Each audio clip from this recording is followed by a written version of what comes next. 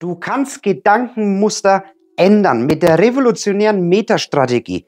Du befreist dich dadurch dauerhaft von Depression und allen möglichen Angststörungen und das Ganze auch noch ohne Medikamente. Also eins mal vorweg, alle menschlichen Gehirne sind dazu in der Lage, Depressionen, Angststörungen, Zwangsgedanken oder alle möglichen Arten von Neurosen wie Herzneurose etc. zu bekommen. Also das hat nichts damit zu tun, dass die eine Person so ist und die andere Person ist so und nur diese Gruppe bekommt psychische Störungen. Denn das Gehirn hat eben nun mal die Neigung, dass man sich irgendwo verirrt und dann Gedankenmuster auf eine bestimmte Art und Weise immer wieder wiederholt und man sich dann irgendwann mal leider verläuft. Wenn das geschieht, haben wir dann praktisch, wenn man so möchte, imaginär den Stempel, du hast eine psychische Störung. Entschuldigung. Was mir öfters aufgefallen ist bei den Menschen, die psychische Störungen haben, ist, dass sie immer wieder, egal welche Störung es ist, außerhalb der Symptome immer und immer wieder auf eine gleiche Art und Weise denken. Und ich habe eins festgestellt. Es sind zwei elementare Teile, die dazu führen, dass die psychische Störung aufrechterhalten bleibt. Und das ist auf der einen Seite das Grübeln und auf der anderen Seite das sich Sorgen machen. Es ist erstaunlich, das Grübeln ist meistens mehr so in der Vergangenheit gerichtet. Ja? Das bezieht sich immer so, warum habe ich das damals getan, wieso war das damals so, wie hätte ich das damals ändern können, etc. Und das sich Sorgen machen, das bezieht sich mehr so auf die Zukunft. Ja? Wenn wir in die Zukunft gehen, dann fragen wir uns immer so Fragen. Jetzt beobachte dich mal selber, ob das bei dir auch so ist. Was wäre, wenn? Die allermeisten, wirklich unterstreicht es hier noch einmal fett, ist, was wäre, wenn? Und dann kommt das Thema der psychischen Störung. Bei einer Herzneurose, warum oder wieso? Was wäre, wenn ich einen Herzinfarkt bekomme? Was wäre, wenn ich eine Panikattacke bekomme im Rahmen einer Panikstörung? Was wäre, wenn ich in diese Situation gehe und da bekomme ich Zwangsgedanken? Bei Depressionen ist das Spektrum ein bisschen größer. Da geht es oft immer um den eigenen Wert. Der wird dann angegriffen. Warum bin ich nicht so gut? Was wäre, wenn ich das niemals hinkriege? Etc.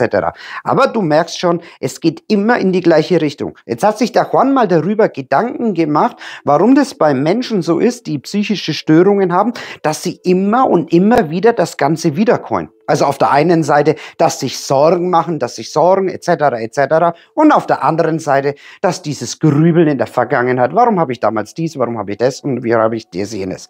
Ganz kurz zu wissen ist, und das ist ganz, ganz wichtig, die Menschen, die diese Denkstruktur haben, das sich Sorgen machen in die Zukunft und das Grübeln in der Vergangenheit, das darfst du wissen, das ist ganz, ganz, ganz wichtig. Wenn wir uns auf diesem Pfad bewegen und in diese Richtungen hineingehen, dann ziehen nach der Zeit die Gefühle nach. Warum?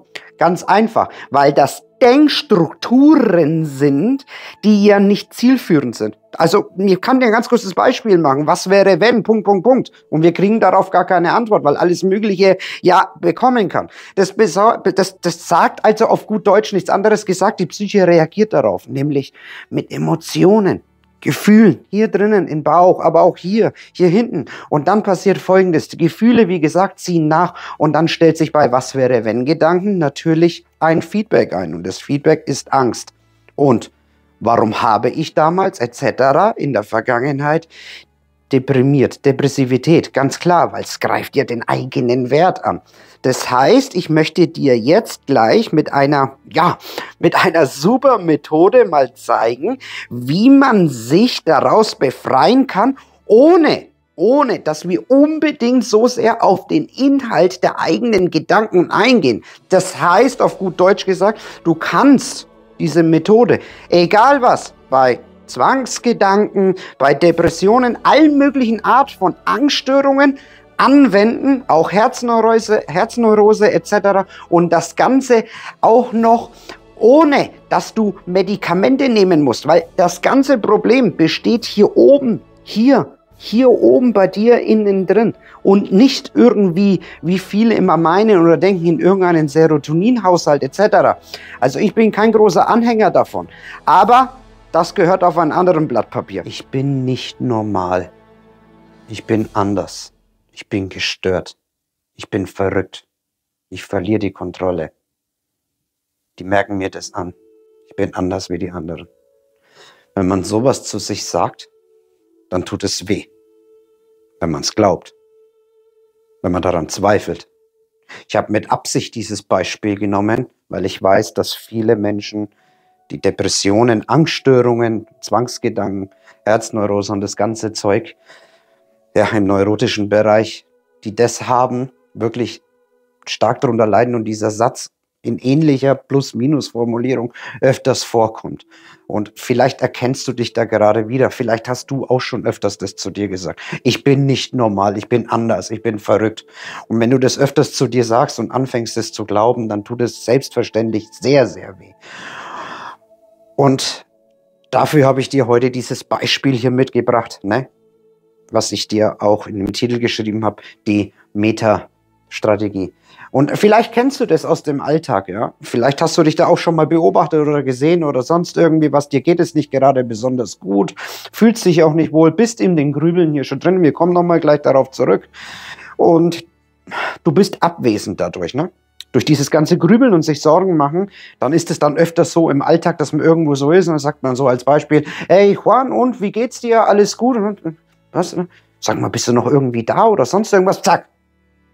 Schon alleine durch dieses, bist du irgendwie ganz da oder geht's dir gut oder sonst irgendwie was, fühlst du dich nicht gut, auf einmal schießt in uns ein Gedanke hoch. Also dieser Gedanke ist nicht von uns, er ist zwar in uns drinnen, aber er ist aktiviert und ist auch aus der Vergangenheit gespeichert worden und der ist oft so, bei ganz vielen Menschen mit Angststörungen und Depressionen. Wenn du das nicht so siehst, schreib es mir bitte in die Kommentarbox, aber ich bin mir sicher, dass du es so siehst. Der ist dann oft wie folgt, ich bin nicht normal. Der merkt mir das an. Oder vielleicht muss ich aus der Situation raus, etc. Da dieser Gedanke in deinen Kopf geschossen kommt, hast du dir im Laufe der Vergangenheit es dir angewöhnt, auf eine bestimmte Art und Weise auf diesen Gedanken, ich nenne es Intrusion, wer schon länger meine Videos verfolgt, weiß, dass ich das Intrusion nenne, der auf diese Intrusion auf eine bestimmte Art und Weise reagiert. Nämlich eine positive Metakognition, okay? Eine positive Metakognition. Positiv nicht deswegen, weil es positiv ist, es ist eigentlich negativ, es ist auf gut Deutsch gesagt Scheiße.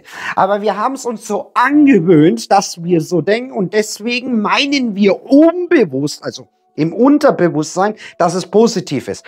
Also, das ist diese positive Metakognition in uns, die meint jetzt, ja, die ist wie folgt, das sagst du nicht in Gedanken zu dir, aber so machst du es unbewusst. Verstehst du? Es ist ganz wichtig, dass du das verstehst. Du machst das unbewusst so. Du machst jetzt so, wenn ich darüber nachdenke, kann ich dagegen etwas tun. Also zum Beispiel in dem Fall, wir können auch tausende, Millionen von anderen Beispielen nehmen, aber ich habe dieses Beispiel genommen, weil das mir sehr, sehr oft in meinen Recherchen aufgefallen ist. Ich bin nicht normal, der merkt mir das an, etc. Positive Metakognition aus der Vergangenheit wird geschaltet und jetzt heißt es, wenn ich darüber nachdenke, dann kann ich dagegen etwas tun. Und diese positive Metakognition, jetzt halte ich fest, jetzt wird es extrem spannend, ne? Das ist dann meistens diese Pose hier, ne? So, wenn man dann da so da sitzt und so macht, aktiviert das Grübeln. Das aktiviert jetzt das Grübeln, jetzt geht's los. In diesem Beispiel, was denken die Leute über mich? Was mache ich, wenn die mich anstarren? Was mache ich, wenn die mich merkwürdig finden? Oh Gott, jetzt kriege ich eine Panikattacke. Jetzt wird es schlimmer im Rahmen einer Angststörung oder im Rahmen einer Depression ist es mehr in dieser Thematik. Also es ist immer dasselbe, also das Konzept ist immer dasselbe, die Thematik immer eine andere. Und das aktiviert das jetzt. Und jetzt sind wir hier drinnen, ne? Und jetzt tun wir das so wiedercoin und wiedercoin, ne? Wenn man so möchte, ne? Und dann tun wir das Ganze immer wieder im Kreis denken, der merkt mir das an und sonst irgendwas. Und jetzt passiert Folgendes. Du meinst zwar unbewusst, es ist positiv, aber eigentlich ist es sehr negativ. Wir kommen gleich darauf zurück. Denn jetzt passiert Folgendes. Durch dieses Grübeln kehren wir jetzt immer mehr in uns hinein. Ja, das heißt, die Aufmerksamkeit wird geschwächt. Das heißt, wir kriegen noch weniger mit, was im Außen geschieht, was die Menschen reden, was sie sagen, was sie tun, etc. Und gehen immer weiter zurück und im Verhalten Ja, immer weiter entfernen wir uns aus dem Sozialen etc. Jetzt kriegen wir selbstverständlich erst recht das, was wir am wenigsten wollen. Ich bin nicht normal, weil die Leute jetzt unter Umständen vielleicht erst recht sagen, geht's dir gut? Du bist heute irgendwie nicht ganz bei der Sache. Das aktiviert es jetzt nochmal. Ich bin nicht normal, ich hab's doch gewusst. Also, wenn man so möchte, selbsterfüllende Prophezeiung. Was passiert jetzt? Die negative Metakognition wird jetzt eingeschaltet. Irgendwann mal, wenn das passiert, schwenkt es um auf die negative Metakognition. Und die ist jetzt aber wie folgt. Ich habe mich nicht unter Kontrolle. Wieso kann ich nicht aufhören, so viel nachzudenken? Warum muss ich eigentlich immer grübeln? Wieso muss ich immer darüber nachdenken? Wieso muss ich darüber nachdenken, ob ich einen Herzinfarkt kriege? Ich habe doch das war doch schon 10.000 Mal beim Kardiologen. Oder in diesem Beispiel hier, ich muss jetzt aufhören, darüber nachzudenken, weil sonst merken die mir das erst recht an. Und das ist jetzt die negative Metakognition. Jetzt merkt der Betroffene, beziehungsweise die betroffene Person hat mehr oder weniger eigentlich die Überzeugung, die nicht richtig ist, weil sie eben ja nicht stimmt. Sie ist nicht wahr, aber sie glauben es. Sie kommen aus diesem Gedankenkarussell und aus diesen Grübeln, aus sich Sorgen machen nicht mehr raus. Und jetzt reagieren sie mit starken Emotionen, mit sehr starken Emotionen. Denn wenn man nämlich glaubt, man kann das nicht mehr anhalten und kommt da nicht mehr raus, dann können sich auch Menschen, die nicht unter psychischen Problemen leiden, vorstellen, wie sich das anfühlt. Nämlich man bekommt dann auf diese Art, also negative Metakognition, positive Metakognition, starke Emotionen. Und die Emotionen sind nach Thematik, nachdem wir uns drehen, ja sehr qualvoll. Na? Also das kann dann erst recht mit Ängsten hergehen. Depressive Verstimmung. Und da wir ja wissen, dass Gedanken, Verhalten und Gefühle immer miteinander hängen, zieht eines nach dem anderen miteinander an. Das heißt, das ist eine Spirale aus psychischen Problemen, ja? Aus negativen Gedanken, aus Gefühlen und daraus resultierendes Verhalten, oft aus Rückzug etc. Und jetzt gehen ganz viele Menschen her und sagen, ja, wie kann ich denn das ändern? Wenn der doch sagt, ich bin nicht normal, soll ich dann darauf reagieren und einfach sagen, ja, ich bin normal oder mir geht's gut? Wie kann ich da positive Gedanken einsetzen? Vielleicht kann das mir mein Psychotherapeut sagen etc. Vielleicht gibt es so eine besondere Technik, wie ich da inhaltlich auf meine Thematik, inhaltlich darauf auf mich passend zugeschnitten ist, damit ich das ändern kann. Die traurige Wahrheit ist, inhaltlich zugeschnitten gibt es mit Sicherheit, aber bringt nichts, weil es einfach nicht bringt. Du kannst es ja mal versuchen, dir selber mal, ich mache dir mal ein Beispiel, probier's halt einmal. Du kannst dir mal sagen, so der Gedanke, ich bin nicht normal, ich bin normal. Meinst du, da verändern sich jetzt die Gefühle oder das wäre irgendwie besser? Das wäre super, weil wenn das klappen täte, dann täte es ab morgen keine Depressionen mehr geben, keine Angststörungen. Ach, das machen wir klasse, ich krieg eine Panikattacke. Ich krieg keine Panikattacke. Ach, mir geht's wieder gut. Ja, so funktioniert das Ganze nicht. Also an die lieben Psychotherapeuten, wenn Sie meinen, Sie können da irgendwie viel erreichen, dann weiß ich nicht, warum wir so viele psychische Probleme haben, weil da geht's ja irgendwie scheinbar nicht voran. Das heißt, lange Rede, kurzer Sinn, ich möchte ja auch nicht hier einen auf, wie soll ich mal, auf Polemik machen und keine anderen Lösungen etc. Vorschlagen, sondern wir müssen eigentlich diese Kognition und diese Kognition eliminieren, ausschalten. Denn wenn wir das schaffen, macht Grübeln und sich Sorgen machen nämlich gar keinen Sinn mehr. Ich brauche dann gar nicht auf den Inhalt eingehen. Warum bin ich nicht normal? Werde ich verrückt etc. Ich muss das ausschalten.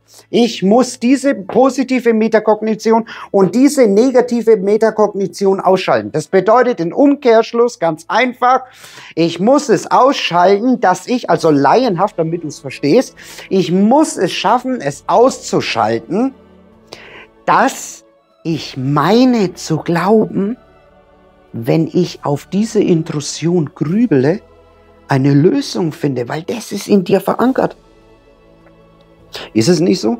Es ist in dir innen drinnen verankert, dass du glaubst, wenn ich auf diese Aussage oder diesen Gedanke grübel, dass ich das irgendwie wieder ins Lot bringe. Und das haben wir gemerkt, bringt nichts. Und danach müssen wir die negative Metakognition ausschalten, dass wir meinen, wir können aus Gedankenkarussellen nicht mehr rauskommen. Das kann nicht sein, das kann nicht stimmen, weil kein Mensch tut 24 Stunden, 7 Tage die Woche, 365 Tage im Jahr ohne eine einzige Pause die ganze Zeit grübeln. Wir haben irgendwann mal immer irgendwelche Pausen, weil wir irgendwie abgelenkt sind oder mit unserer Aufmerksamkeit woanders sind, dass wir auch wieder da rauskommen können. Also da gibt's ganz verschiedene Möglichkeiten.